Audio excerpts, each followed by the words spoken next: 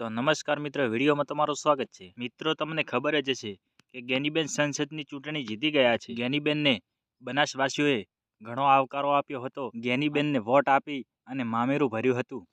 ત્યારે મિત્રો, ગેનીબેન પણ થરાદના મતદારોને મામેરાની માતર ખવડાવવા પહોંચ્યા હતા। તો મિત્રો, તમે જોઈ શકો છો આ વિડીયો।